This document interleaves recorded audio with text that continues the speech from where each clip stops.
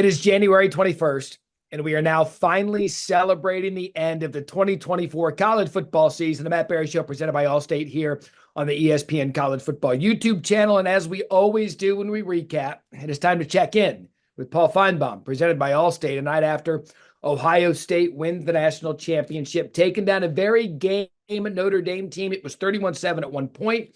Ohio State held them off after Notre Dame had a furious comeback. We've seen it out of them all year. So, Paul, let's start there. Just your overall impressions of Monday night's national championship. Yeah, I mean, I think it was a couple of plays away from being a blowout, Matt. Penalty here, fumble, and I'm glad it wasn't, because I think Notre Dame deserved at least a compelling game, and they got it.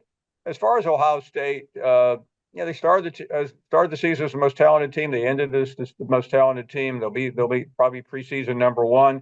And I think we can finally put an end to this Ryan Day thing. But what is somewhat irritating is some of the pundits that we work around and work with acting like this did not exist. It did. It was a real issue the Thanksgiving weekend after the debacle as nearly a 3-touchdown favorite. So that's over.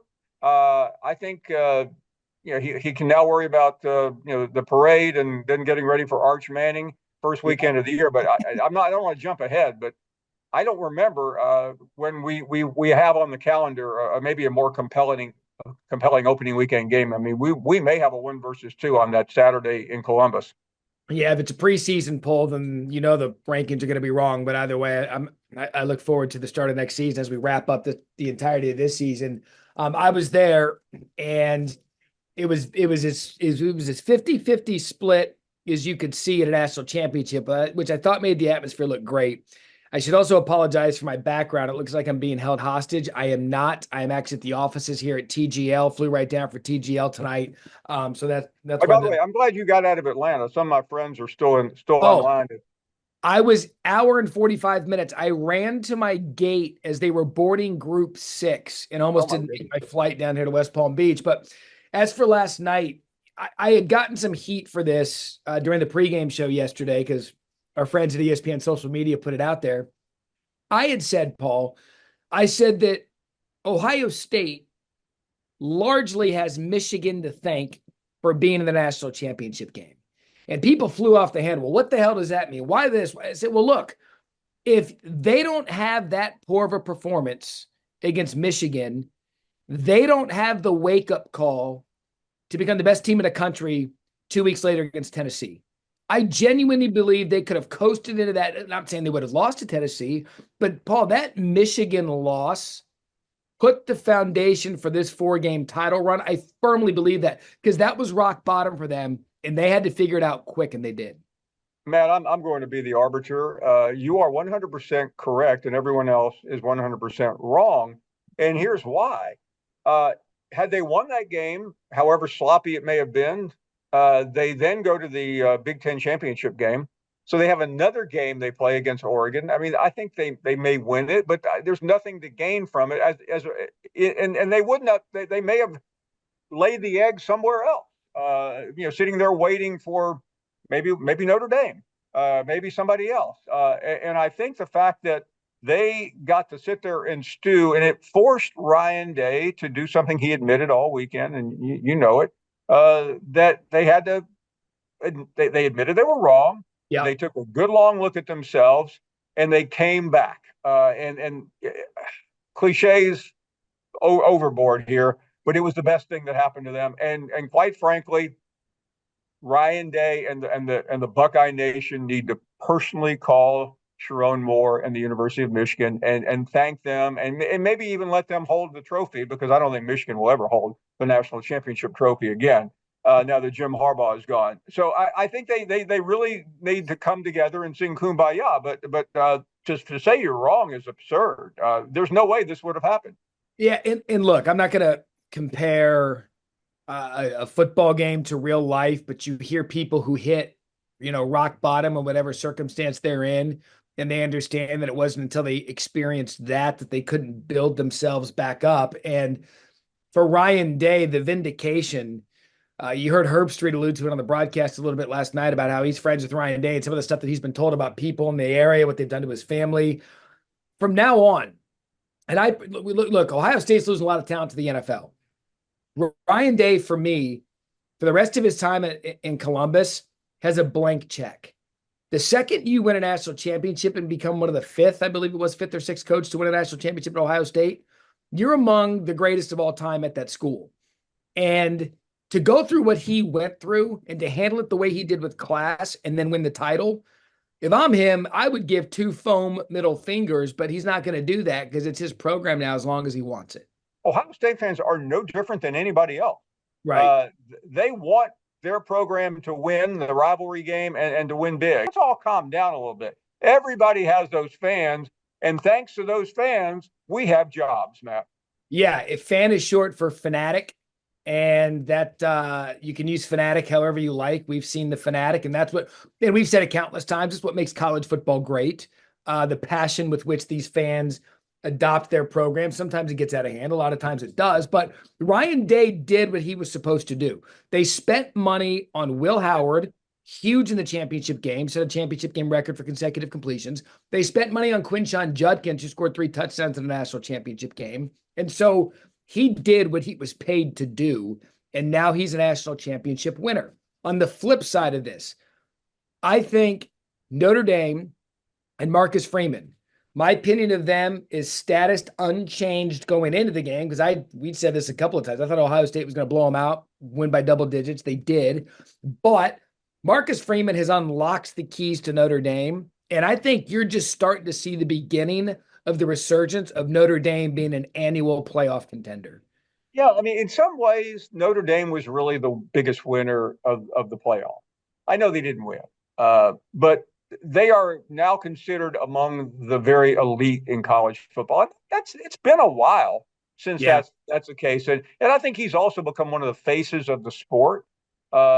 He's so engaging, he's so charismatic and likable. I mean, I've never rooted for Notre Dame. It wasn't a big deal. I just grew up, and Notre Dame was always. But I mean, it was hard not to pull for Notre Dame last night, and so in many ways, it was an amazing story.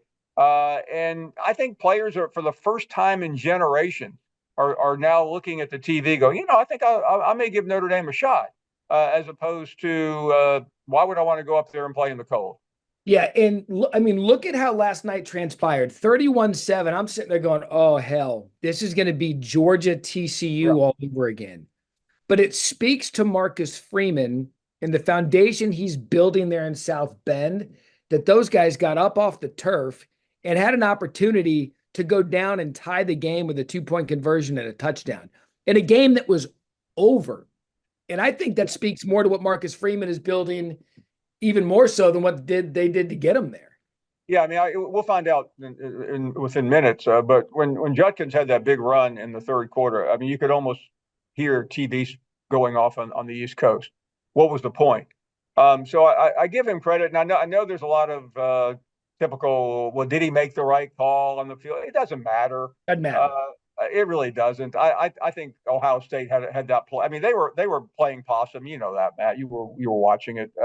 So I mean, ultimately, it's a minor event. This isn't James Franklin. This isn't a big deal. But anyway, I mean, Marcus Freeman is such a big winner, and I am so excited for him and for that program that has really been through the mud. And the whole Brian Kelly thing. I mean, you think Brian Kelly turned it off at halftime too, maybe thinking that his team Notre Dame wasn't going to win. Yeah, when you see that when Ryan Day kicks the field goal, you're like, I mean, he's really trying to get as many points as he can and bury Notre Dame. But again, to their credit, I would say this: if I'm buying stock in a coach in a program, I'd be hard pressed not to put Notre Dame in the top 3 of that stock. I think sky's the limit. They just made $20 million last night that they don't have to share with anyone. Their coach is cool. He wears fitted suits. He could kick any other coach's ass in the country. And now Notre Dame is here to stay, and Ohio State, we'll see how they move on from this championship game run. I do want to, because this is the last Matt Barrie Show presented by Allstate and our last check-in with Paul Finebaum presented by Allstate. How would you summarize the entirety of this historic season? Well, I think it's significant for many, many reasons. The playoff was a big success. Listen, I'm sitting here in the headquarters of the SC Network, Matt. So I don't want to bury the lead. it was a bleak year overall for the SEC. And it wasn't because in October, November, it's the way it ended.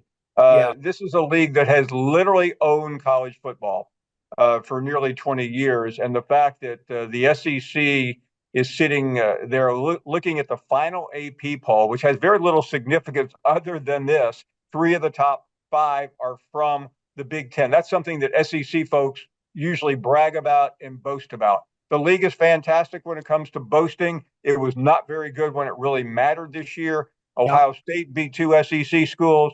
Notre Dame beat the champion, and there's no way to scrape away the fact that right now, at this moment in time, the Big Ten is the king and really owns the crown. And the SEC could just sit around and talk about basketball for that matter. Which, by the way, they're having a good basketball season. But to your point, the Big Ten had teams in the semis, and it was one of those things where Texas was the only one left standing in the semifinal round. If I had to summarize this season, I was one of those that thought expansion to 12 would lessen the regular season. I am dead wrong.